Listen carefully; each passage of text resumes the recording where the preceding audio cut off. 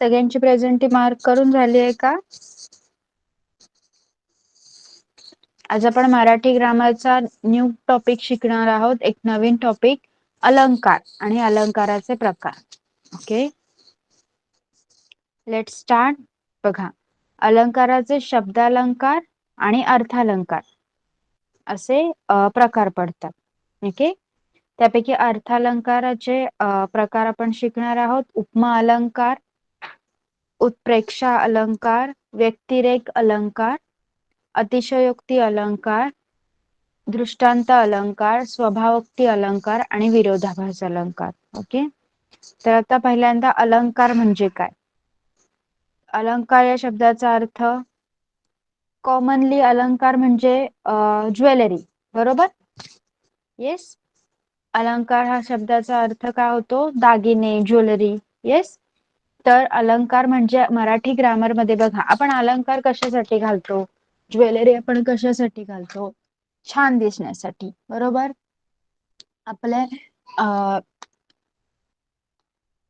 आपल्या बॉडीला आपण छान बनवण्यासाठी किंवा आकर्षित करण्यासाठी आपण अलंकार घालतो. हा, तर अलंकार म्हणजे ग्रामर मध्ये मग अलंकार म्हणजे काय? भाषेची सुंदरता वाढवण्यासाठी. ओके, एखादी भाषा आहे, त्या भाषेची, मराठी भाषेची सुंदरता वाढवण्यासाठी कवी किंवा लेखक काय करतात? एखाद्या अशा प्रकारे शब्दांचा वापर करतात की ते शब्द आपल्या लगेचच लक्षात राहतात. काहीतरी शब्दात वेगळेपणा असला की तुमच्या ते लक्षात राहतं की नाही? रेग्युलर जे वर्ड्स असतील ते आपल्याला लगेचच, पण जर शब्दात वेगळेपणा असेल तर आपल्याला आठवतं, हा असा शब्द वापरला गेला होता. मग हे कवी, लेखक हे काय करतात? आपल्या भाषेला सजवण्यासाठी अलंकाराचा वापर करतात. बघा इथे काय दिलं आहे, अलंकार म्हणजे भूषणे, दागिने. शरीर शोभायमान दिसण्यासाठी अंगावर दागिने घालतात. शरीराची शोभा दागिने अधिक खुलवतात. आपली भाषा सुंदर व्हावी म्हणून भाषेतही भूषणांचा, अलंकाराचा उपयोग कवी आणि लेखक करीत असतात. विशेषतः पद्यात अधिक अलंकार शोभून दिसतात. गद्यात सुद्धा अलंकारांनी सुंदरता दिसते. मुख सुंदर दिसते किंवा मुख सुंदर आहे किंवा मुख जणू कमलच आहे असे म्हटले तर ते अधिक सुंदर दिसते. यालाच अलंकारिक भाषा असे म्हणतात. बघा, अलंकाराचा, दागिन्यांचा वापर आपण कशासाठी करतो? आपल्या शरीराची शोभा वाढवण्यासाठी, बरोबर? म्हणून आपली भाषा सुद्धा अधिक सुंदर व्हावी म्हणून भाषेत अलंकाराचा उपयोग कवी आणि लेखक करत असतात. मग मोस्टली या अलंकाराचा वापर कशात होतो? तर कवितेत. कवितेत जास्त करून अलंकारिक भाषा वापरली जाते. धड्यांमध्ये सुद्धा ही भाषा वापरतात. जसं की बघा, मुख सुंदर दिसते, मुख सुंदर आहे, ही आपली रेग्युलर वाक्य आहेत. पण जर असं म्हटलं की मुख जणू कमलच आहे, तर कमळाप्रमाणे तिचं मुख सुंदर आहे, कमळाप्रमाणे त्याचं मुख सुंदर आहे असं म्हटलं जातं. म्हणजेच काय, या भाषेला आपण अलंकारिक भाषा असं म्हणतो. ओके, अलंकार म्हणजे काय सगळ्यांना समजलाय? सांगा.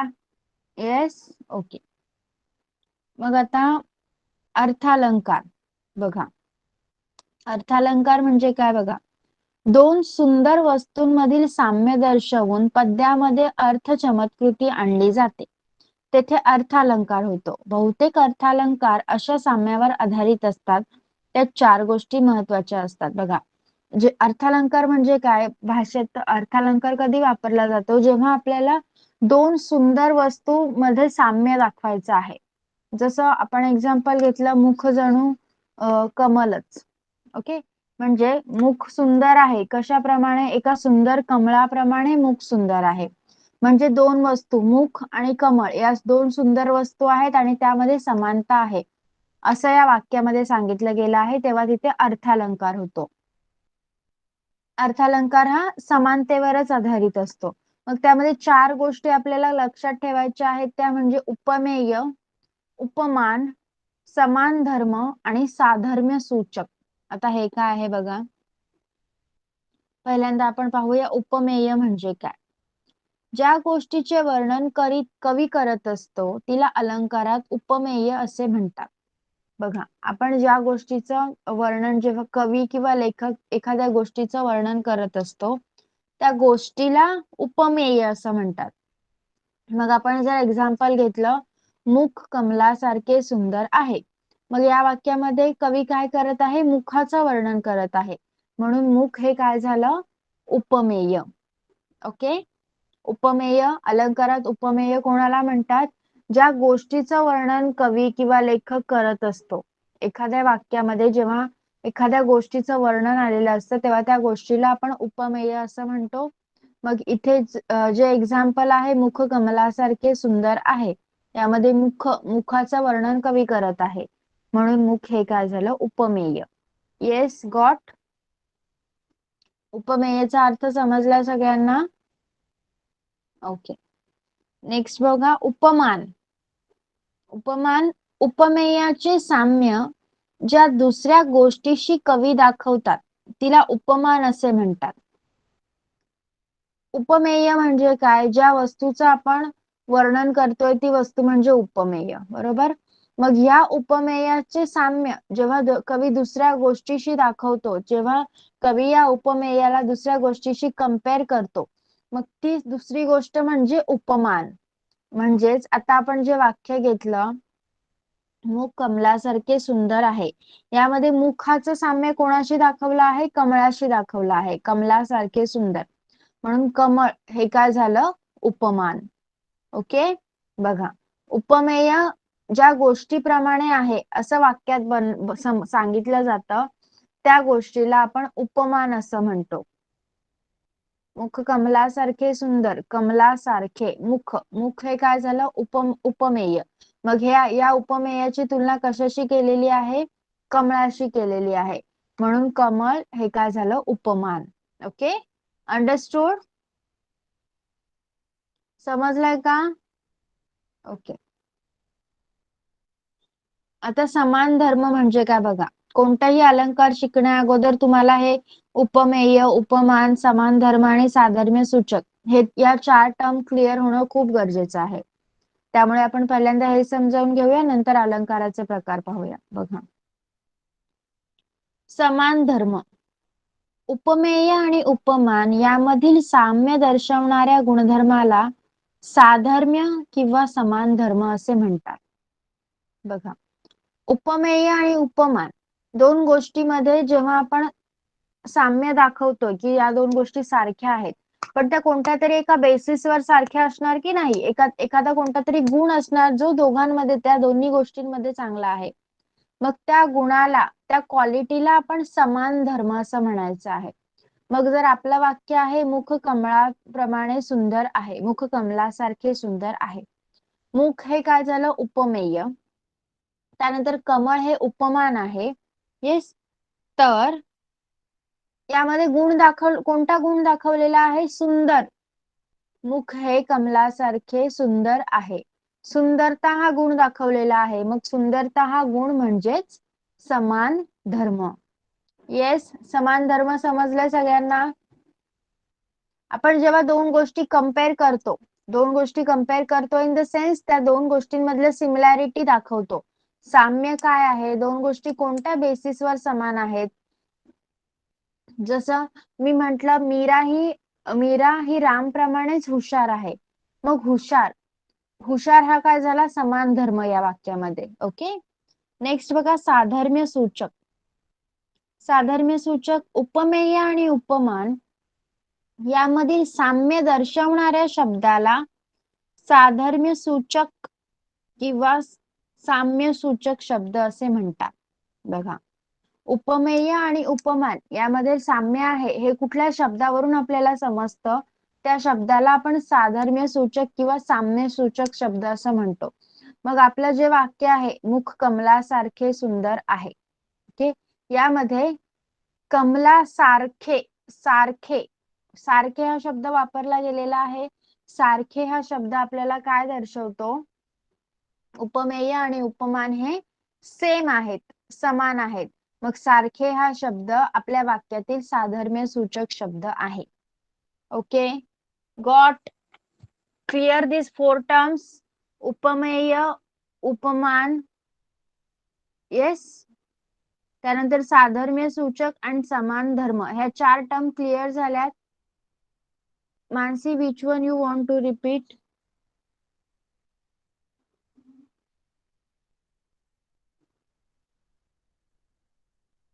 Okay okay. सी, साधर्म्य सूचक शब्द म्हणजे असा शब्द जो वाक्यात आल्यावर तुम्हाला दोन गोष्टी सारख्या आहेत असं समजावून देतो. म्हणजे आता इथे या वाक्य काय आहे आपलं, मुख कमलासारखे सुंदर आहे.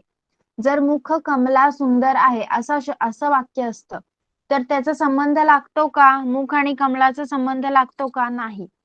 पण सारखे हा शब्द जोडून आला आहे, मुख कमळासारखे सुंदर आहे, त्यामुळे सारखे हा शब्द साधर्म्य सूचक शब्द म्हणून वापरला जातो किंवा या वाक्यातील सारखे हा शब्द साधर्म्य सूचक शब्द म्हणून घेतला गेला आहे. Yes Mansi, got. ओके. नाव आता वन बाय वन आपण लर्न करणार आहोत, बघणार आहोत, अलंकार शिकणार आहोत. बघा, उपमा अलंकार, त्यानंतर उत्प्रेक्षा अलंकार, व्यक्तिरेक अलंकार, अतिशयोक्ती अलंकार, दृष्टांत अलंकार, स्वभावोक्ती अलंकार and विरोधाभास अलंकार. ओके, चला, one by one we are going to learn now. सगळ्यांनी नीट लक्ष द्यायचं आहे. तुम्ही एक्झाम्पल सांगणार आहात मला याचे सुद्धा नेहमीप्रमाणे. बघा, उपमा अलंकार. उपमा अलंकार म्हणजे काय, आता तुम्हाला उपमेय, उपमान, साधर्म्य सूचक, समान धर्म ह्या 4 टर्म क्लिअर झाल्या असतील तर तुम्हाला हे समजणं खूप सोपं होणार आहे. बघा, उपमेय हे उपमानासारखेच आहे. जे उपमेय आहे ते उपमानासारखेच आहे, म्हणजे ज्या वस्तूची तुलना केली गेलेली आहे ती वस्तू आणि ज्या वस्तूशी किंवा ज्या वस्तू सोबत त्या तुलना केलेली गेलेली आहे ती वस्तू, या सगळ्या सारख्याच आहेत, या दोन्ही वस्तू सारख्याच आहेत असं जिथे वर्णन केलेलं असतं तिथे उपमा हा अलंकार होतो. उपमा अलंकारात सम, समान, सारखे, वाणी, जसे, तसे, प्रमाण, सदृश, परी, तुल्य यापैकी एखादा साधर्म्य सूचक शब्द असतो. बघा, साधर्म्य सूचक शब्द किती आहेत. आपण सारखे या साधर्म्य सूचक शब्दाचं उदाहरण घेतलं होतं. बघा किती शब्द आहेत, सम, समान, सारखे, वाणी, जसे, तसे, प्रमाण, सदृश, परी, तुल्य. ओके. उपमा अलंकार जेथे उपमेय हे उपमानासारखेच आहे असं वर्णन केलेलं असतं तिथे उपमा हा अलंकार होतो. या अलंकारात दोन भिन्न गोष्टीत साम्य पाहिले जाते. मुख आणि कमळ या दोन वेगळ्या गोष्टी आहेत की नाही, पण जेव्हा आपण एखाद्या अलंकारात दोन वेगवेगळ्या गोष्टी सारख्या आहेत असं सांगतो तेव्हा तिथे उपमा अलंकार होतो. एक वस्तू दुसऱ्यासारखी आहे असे वर्णन असते. दोन वस्तूतील साम्य चमत्कृतीपूर्ण रीतीने जेथे व्यक्त केलेले असते तिथे उपमा हा अलंकार होतो. दोन वस्तू समान आहेत असं जिथे सांगितलेलं जातं तिथे उपमा अलंकार होतो. उदाहरण आहे, सावळाचा रंग तुझा पावसाळी नभापरी.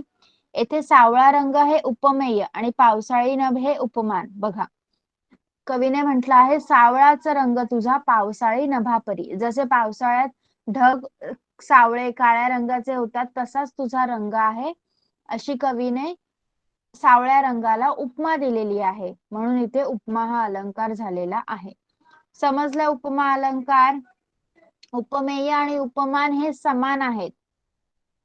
उपमेयाला उपमानाची पदवी दिली गेलेली आहे असं जिथे नमूद केलेलं असतं तिथे उपमा हा अलंकार होतो. ओके, एक्झाम्पल लिहू शकाल तुम्ही एखादं? चला लिहा.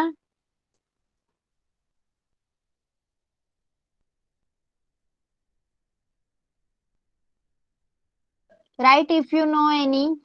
तुम्हाला एखादा माहिती असेल तर. Okay, don't write, you can write your name in the chat box. I will ask you. No need to write. Yes कादंबरी.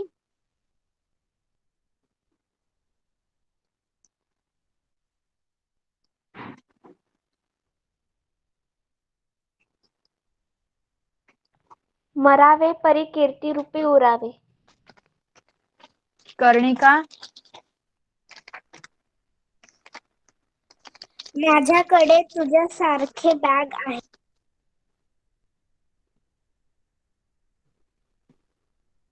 हे साधं वाक्य झालं कर्णिका. आपल्याला अलंकारिक भाषा वापरायची आहे.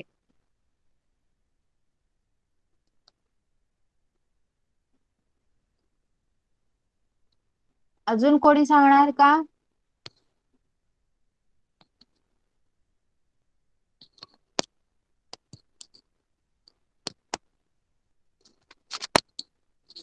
Okay fine. सगळ्यांना उपमा अलंकार समजलाय ना?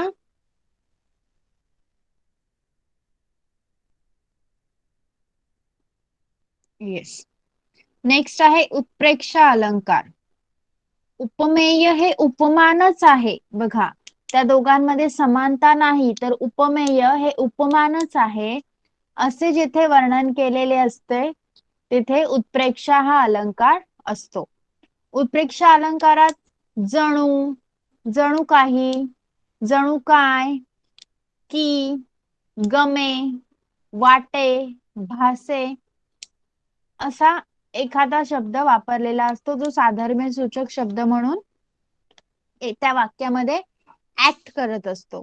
उत्प्रेक्षा अलंकारासाठी जणू, गमे, वाटे, भासे ही की असलाच एखादा शब्द वापरून दोन वस्तूंमधील सारखेपणा दाखवण्याचा प्रयत्न असतो. त्यामुळे तुम्ही जर तुम्हाला एखादा अलंकार ओळखण्यासाठी आला आणि त्यामध्ये जणू, जणू काही, जणू काय, की, गमे, वाटे, भासे असे जर शब्द आले असतील तर त्या अलंकाराला तुम्ही उत्प्रेक्षा अलंकार लिहायचा आहे.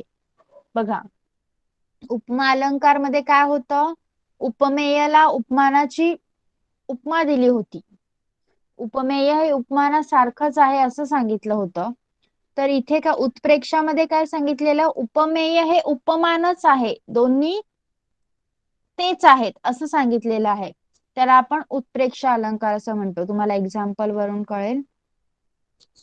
ती गुलाबी उषा म्हणजे परमेश्वराचं प्रेमच जणू. म्हणजे पहाटेचा जो गुलाबी रंग आहे तो पाहून असं वाटतं की ते जणू परमेश्वराचं प्रेमच आहे. येथे जणू हा शब्द आला आहे. सोने चांदी रत्न माणकांचे दुकानच जणू. ओके. अत्रीच्या आश्रमी नेले मज वाटे माहेरची वाटे खरे खुरे. म्हणजेच बघा, जणू, वाटे हे शब्द आले आहेत म्हणजे हे काय झालं, उत्प्रेक्षा अलंकार. जेव्हा एखादा इथे तुलना केली नाही, असं म्हटलं आहे का की गुलाबी उषा ही परमेश्वराच्या प्रेमासारखी दिसते असं म्हटलं आहे का? नाही. काय सांगितलं आहे, ती गुलाबी उषा म्हणजे परमेश्वराचे प्रेमच जणू. याचा अर्थ असा होतो की गुलाबी उषा आणि परमेश्वराचे प्रेम हे एकच गोष्ट आहे. ओके. उत्प्रेक्षा अलंकार कळलाय सगळ्यांना? सेम आहेत असं नाही सांगितलं, ती एकच गोष्ट आहे असं सांगितलंय. म्हणजे जिथे जणू, वाटे, भासे असे शब्द येतील त्याला तुम्ही उत्प्रेक्षा अलंकार लिहायचा आहे. नेक्स्ट, व्यक्तिरेक अलंकार.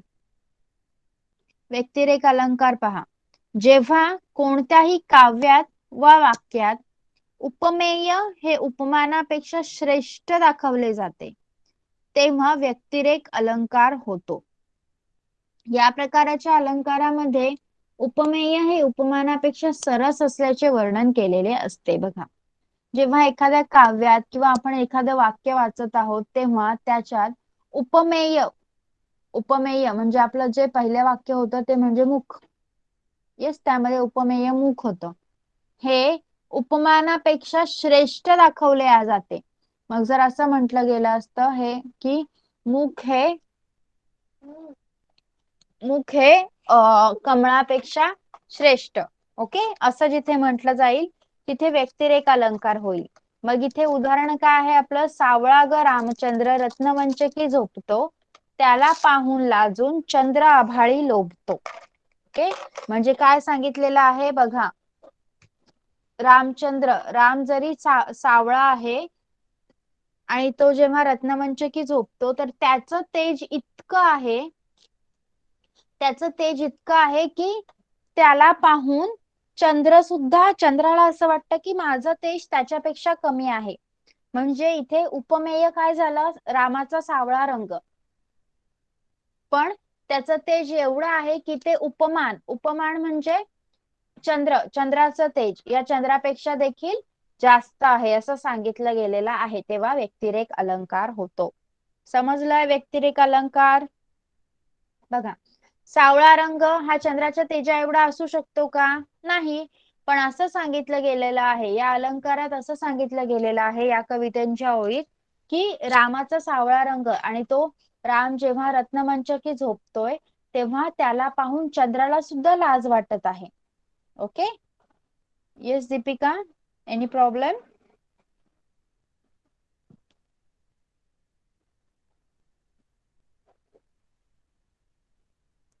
Yes Deepika, you yes.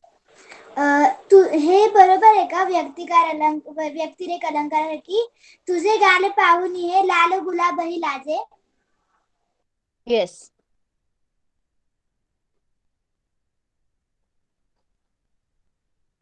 Okay, समजले तुम्हाला मग व्यक्तिरेख अलंकार? अजून एक उदाहरण आहे, अमृताहुनी गोड नाम तुझे देवा. बघा, परमेश्वराचे नाव हे उपमेय, गोडीच्या बाबतीत अमृत हे उपमानापेक्षाही वरचढ आहे. असं मानलं जातं की अमृत सगळ्यात गोड आहे असं मानलं जातं. पण या उदाहरणात काय सांगितलं की अमृतापेक्षा देवा तुझं नाव गोड आहे. म्हणजे परमेश्वराचं नाव हे काय आहे? उपमेय. आणि अमृताची गोडी हे काय आहे? उपमान आहे. पण यामध्ये उपमेय हे उपमानापेक्षा वरचढ दाखवलेलं आहे, म्हणून इथे व्यक्तिरेख अलंकार आहे. ओके. येस, समजलं सगळ्यांना? व्यक्तिरेख अलंकार क्लिअर? ओके. फोर्थ इज अतिशयोक्ती अलंकार. अलंकारात प्रत्यक्षात असणारी कल्पना ही फारच फुगवून सांगितलेली असते. आपण म्हणतो ना, हा जास्त मीठ मसाला लावून सांगू नकोस असं म्हणतो ना, मग त्यावेळी अतिशयोक्ती अलंकार होतो. बघा, अलंकारात एखादी कल्पना, एखादी गोष्ट खूपच फार फुगवूनच सांगितलेली असते, त्यामुळे त्या अलंकाराला एक अतिशयोक्ती येते, एक काहीतरी अजून गोष्टी ऍड होतात त्याच्यामध्ये, त्याला आपण अतिशयोक्ती अलंकार म्हणतो. जसं बघा, छोटी गोष्ट पण तिला खूप वाढवून असं लांबवून वगैरे सांगितलं जातं, तेव्हा तिथे अतिशयोक्ती अलंकार होतो. बघा, दमडीचं तेल आणलं, सासूबाईचं न्हाणं झालं, मामंजीची दाढी झाली, भाऊजींची शेंडी झाली, उरलेलं तेल झाकून ठेवलं, लांडोरीचा पाय लागला, वेशीपर्यंत ओघळ गेला, त्यात उंट पोहून गेला. बघा, एक क्षुल्लक गोष्ट, दमडीचं तेल किती आलं असेल? एक असं समजूया की एक वाटी भरून आलं असेल. ओके, असं समजूया. त्यावेळेचं जुनं उदाहरण आहे, त्यामुळे कदाचित तेव्हा मिळत असेल असं समजूया आपण. पण वाटीभर तेलात हे सासूबाईचं न्हाणं, मामंजींची दाढी, भाऊजींची शेंडी, हे सगळ्या गोष्टी होऊन पण त्या बाईने उरलेलं तेल झाकून ठेवलं आहे. आणि त्या वाटीला परत लांडोराचा पाय लागला आहे. आणि लांडोरीचा पाय लागून ते तेल गावाच्या वेशीपर्यंत ओघळत गेलं आहे. आणि ते तेल एवढं होतं की त्यामध्ये उंट सुद्धा पोहून गेलेला आहे, अशी ती बाई म्हणते. हे पॉसिबल आहे का? सांगा मला, इज इट पॉसिबल? ही गोष्ट पॉसिबल आहे का? नो, नाही ना. पण तरी पण अतिशयोक्ती करून दाखवली आहे, सांगितलंय आहे, मोठेपणा सांगितला आहे गोष्टीचा, म्हणून इथे अतिशयोक्ती अलंकार होतो. बघा, एक क्षुल्लक गोष्ट मोठी करून सांगितलेली आहे, दमडीचं तेल, आणि त्यामुळे घडणाऱ्या घटना, त्या दमडीच्या तेलामुळे कोणकोणत्या घटना घडल्या आहेत त्या एकदम फुगवून सांगितल्या आहेत, म्हणून इथे अतिशयोक्ती अलंकार झालेला आहे. समजल्या सगळ्यांना अतिशयोक्ती अलंकार? सांगा. Yes, very simple one. अतिशयोक्ती अलंकार ओळखणं खूप सोपं आहे. जेव्हा एखादी गोष्ट खूप लांबवून सांगितली असेल, फुगवून सांगितली असेल, जी पॉसिबलच नाहीये, तेव्हा तिथे अतिशयोक्ती अलंकार होतो. 5th टाइप इज दृष्टांत अलंकार. एखादा विषय पटवून सांगताना दाखला किंवा उदाहरण देणे. बघा, एखादं तत्व, एखादी गोष्ट किंवा कल्पना पटवून देण्यासाठी त्याच प्रकारचा दाखला किंवा उदाहरण जेव्हा आपण देतो तेव्हा तिथे दृष्टांत अलंकार होतो. बघा, लहानपण देगा देवा मुंगी साखरेचा रवा, ऐरावत रत्न थोर त्यासी अंकुशाचा मार.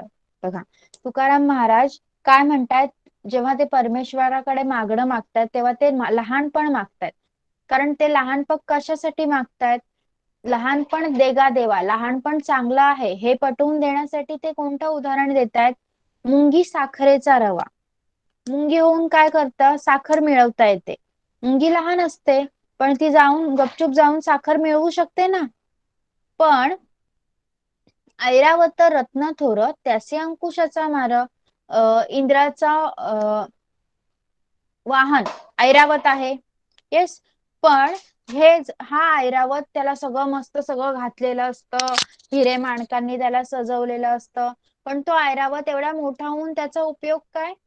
त्याला चालवणारा जो व्यक्ती असतो, म्हणजे हत्तीच म्हणूया आपण, हत्तीला चालवणारा जो व्यक्ती असतो तो काय करतो माहितीये? हत्तीच्या कानाच्या मागे एक असं दंड असतो आणि त्याला असे काट्यांप्रमाणे असे लावलेले असतात लाईन्स. ओके, ते टोचत राहतो, त्याला अंकुश म्हणतात. आणि ते तो हत्तीला टोचत राहतो, त्यामुळे हत्ती चालत असतो. मग हत्ती होऊन काय काय उपयोग झाला? अंकुशाचा मार खावा लागला. मग त्यापेक्षा देवा मला लहानपणच दे, असं तुकाराम महाराज म्हणतात. मग या अलंकारात काय सांगितलेलं आहे? लहानपणाचा थोरवा सांगण्यासाठी तुकाराम महाराजांनी मुंगीचं उदाहरण दिलेलं आहे. ओके, म्हणजेच जेव्हा आपण एखादी गोष्ट पटवून देण्यासाठी त्यासारख्याच दुसऱ्या गोष्टीचं एक्झाम्पल देतो, उदाहरण देतो, तेव्हा त्या अलंकाराला आपण दृष्टांत अलंकार असं म्हणतो. गॉट? समजलंय सगळ्यांना? येस.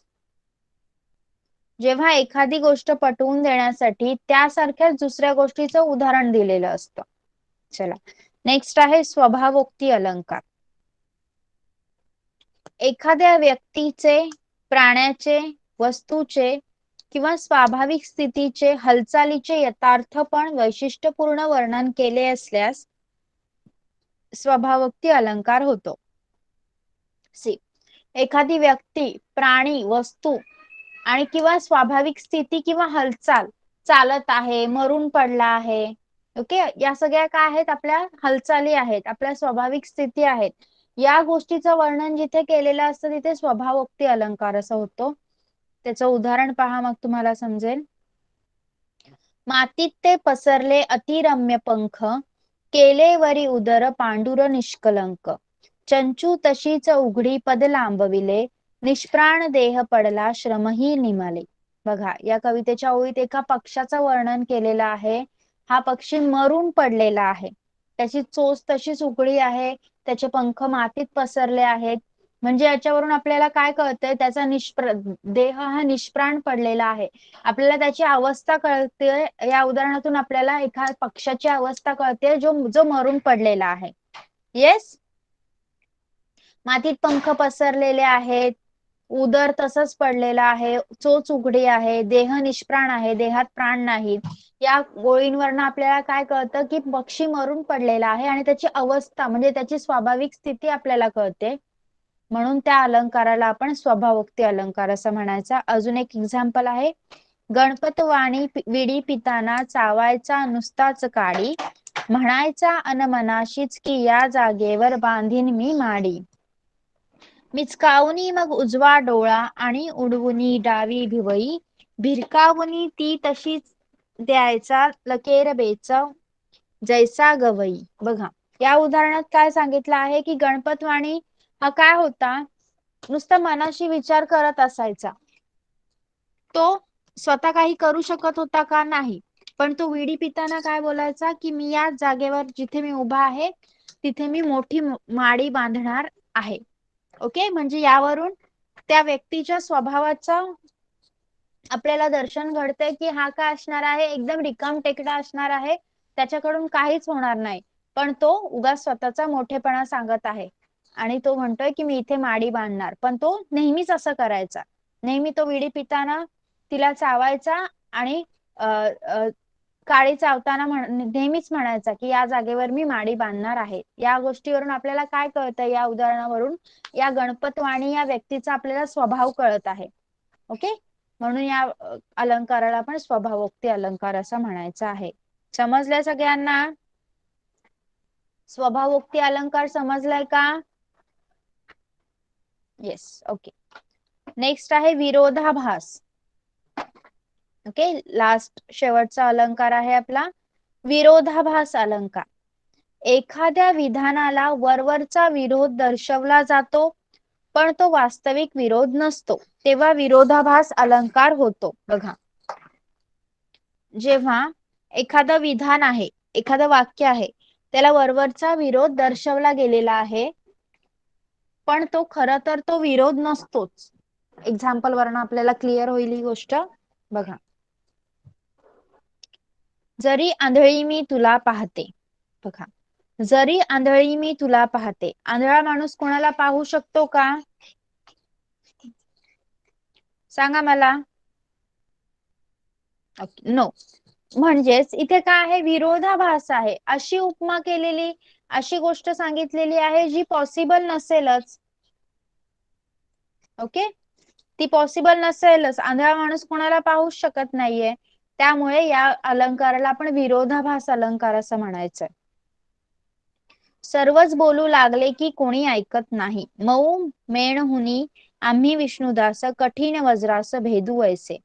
विष्णुदास काय बोलत आहेत की आम्ही जरी मेणाहून मऊ असलो तरी आम्ही कठीण वज्राला भेदू शकतो. म्हणजे काय काय सांगितलं आहे, वास्तविक विरोध नाही, पण तो दाखवला जातो. एखाद्या विधानाला वरवरचा विरोध दर्शवला जातो, पण तो वास्तविक विरोध नसतो. आंधळा माणूस कधीच कोणाला पाहू शकत नाही, पण या वाक्यात काय म्हटलं आहे की जरी आंधळी मी तुला पाहते. म्हणूनच इथे विरोधाभास हा अलंकार होत आहे. Okay, understood? विरोधाभास अलंकार समजलाय सगळ्यांना? येस, एकदा परत रिवाइज करूया आपण सगळे. बघा, उपमेय म्हणजे काय? उपमेय म्हणजे ज्या गोष्टीचं वर्णन आपण करत आहोत ते. उपमा, ज्या गोष्टीशी आपण पहिल्या गोष्टीला कंपेअर करत असतो ते आहे उपमान. समान धर्म, उपमेय आणि उपमान हे सारखे आहेत. हे आपल्याला ज्या गोष्टीवरनं कळतं, ज्या गुणधर्मावरून कळतं, त्या गुणधर्माला आपण समान धर्म असं म्हणायचं आहे. साधर्म्य सूचक. उपमेय आणि उपमान हे सारखे आहेत आणि ते सारखे आहेत, त्यांच्यातला सारखेपणा दाखवण्यासाठी वाक्यात जो शब्द आला आहे त्याला आपण काय म्हणायचं आहे, साधर्म्य सूचक. तर पहिला होता आपला उपमा अलंकार. उपमा अलंकार, उपमेय हे उपमानासारखेच आहे असं जिथे सांगितलं जातं तिथे उपमा अलंकार होतो. यामध्ये समान, सारखे, वाणी, जसे तसे, प्रमाण, सदृश असे शब्द वापरलेले असतात. उदाहरण आहे सावळाचा रंग तुझा पावसाळी नभापरी. नेक्स्ट आहे सेकंड उत्प्रेक्षा अलंकार. यामध्ये उपमेय हे उपमानच आहे असं सांगितलं जातं. यामध्ये कोणते शब्द आहेत, जणू, गमे, वाटे, भासे असे शब्द येतात. याचं एक्झाम्पल आहे ती गुलाबी उषा म्हणजे परमेश्वराचे प्रेमच जणू. थर्ड टाइप होता आपला व्यक्तिरेक अलंकार. व्यक्तिरेक अलंकारात काय केलं जातं, उपमेय हे उपमानापेक्षा श्रेष्ठ आहे असं सांगितलं जातं. एक्झाम्पल आहे सावळा ग रामचंद्र रत्नमंचकी झोपतो, त्याला पाहून लाजून चंद्र आभाळी लोपतो. थर्ड टाइप होता आपला व्यक्तिरेक अलंकार. यामध्ये फोर्थ टाइप होता आपला अतिशयोक्ती अलंकार. या अलंकारात प्रत्यक्ष एखादी कल्पना आहे तिला खूप जास्त फुगवलं जातं, तेव्हा अतिशयोक्ती अलंकार होतो. जसं दमडीचं तेल आणलं, सासूबाईचं नाणं झालं, मामंजीची दाढी झाली, भाऊजींची शेंडी झाली. उरलेलं तेल झाकून ठेवलं, लांडोरीचा पाय लागला, वेशीपर्यंत ओघळ गेला, त्यात उंट पोहून गेला. वरील उदाहरणात काय सांगितलं गेलं होतं? एक छोटीशी गोष्ट, दमडीचं तेल, पण तिच्याने किती घटना घडल्या आहेत ते सांगितलं गेलं होतं. त्यानंतर आपण पाहिलं दृष्टांत अलंकार. यामध्ये एखादा विषय पटवून देत असताना त्याच प्रकारचं एखादं उदाहरण दिलं जातं, तेव्हा तिथे दृष्टांत अलंकार होतो. जसं लहानपण देगा देवा, मुंगी साखरेचा रवा, ऐरावत रत्न थोर, त्याचे अंकुशाचा मार. त्यानंतर आपण पाहिलं होतं स्वभावोक्ती अलंकार. यामध्ये एखाद्या व्यक्तीचे, प्राण्याचे, वस्तूचे स्वाभाविक स्थितीचं किंवा हालचालीचं वर्णन केलेलं असतं. मातीत ते पसरले अतिरम्य पंख, केले वरी उदर, पांडुर निष्कलंक, चंचू तशीच उघडी, पद लांबविले, निष्प्राण देह पडला, श्रमही निमाले. या एक्झाम्पल मध्ये आपण काय बघितलं? पक्षाच्या मृत स्थितीचं वर्णन केलेलं आहे. त्यानंतर आपण पाहिला विरोधाभास अलंकार. यामध्ये विधानाला वरवरचा विरोध असतो, दाखवला जातो, पण वास्तविकरित्या तो विरोध नसतो. याचं एक्झाम्पल आहे जरी आंधळी मी तुला पाहते रे. Okay, this was all about alankar. अर्थालंकाराचे सगळे प्रकार आपण शिकलेलो आहोत. तुम्हाला समजलेत का सगळ्यांना सगळे प्रकार?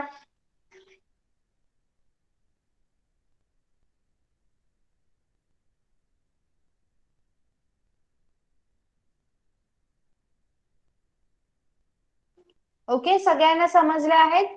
तुम्ही एक्झाम्पल लिहू शकता का? चला एक एक्झाम्पल लिहा उपमा अलंकाराचा. उपमा अलंकार काय होता आपला? जेव्हा उपमेय आणि उपमानात साम्य दाखवलेलं आहे. उपमेय हे उपमानासारखं आहे. लिहा एखादं उपमा अलंकाराचं उदाहरण.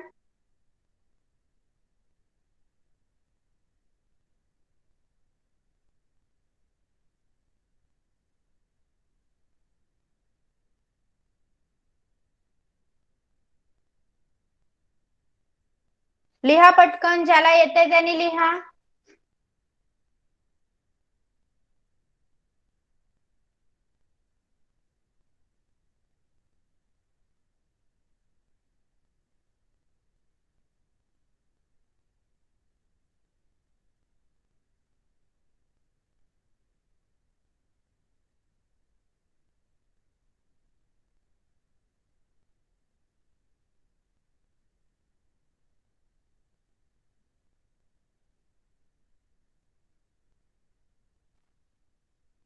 ओके,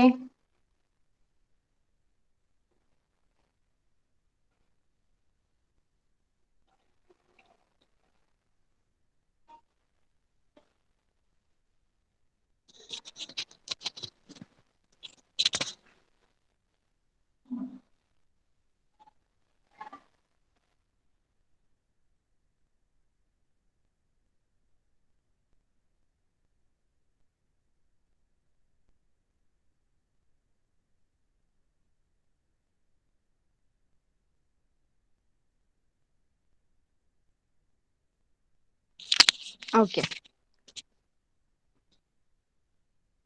आता तुम्हाला लिहायचं आहे उत्प्रेक्षा अलंकार. उत्प्रेक्षा अलंकारामध्ये जणू, जणू काही, जणू काय, की, गमे, वाटे, भासे असे शब्द वापरले जातात. लिहा.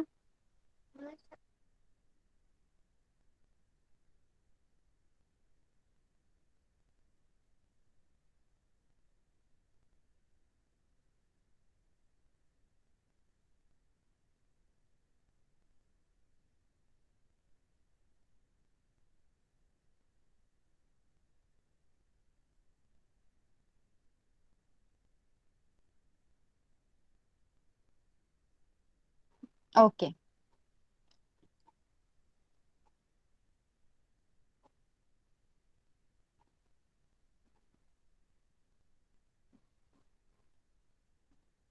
Yes.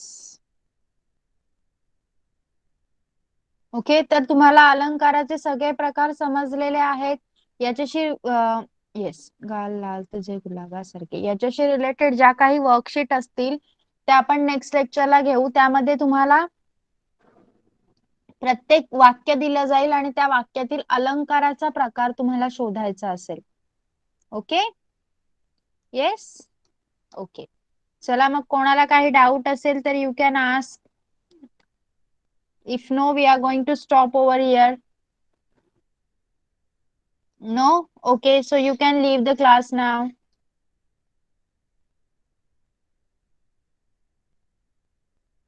Bye teacher. Bye bye. Bye teacher. Bye. Bye teacher.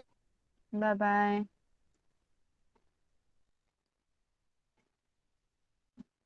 Thank you. Bye.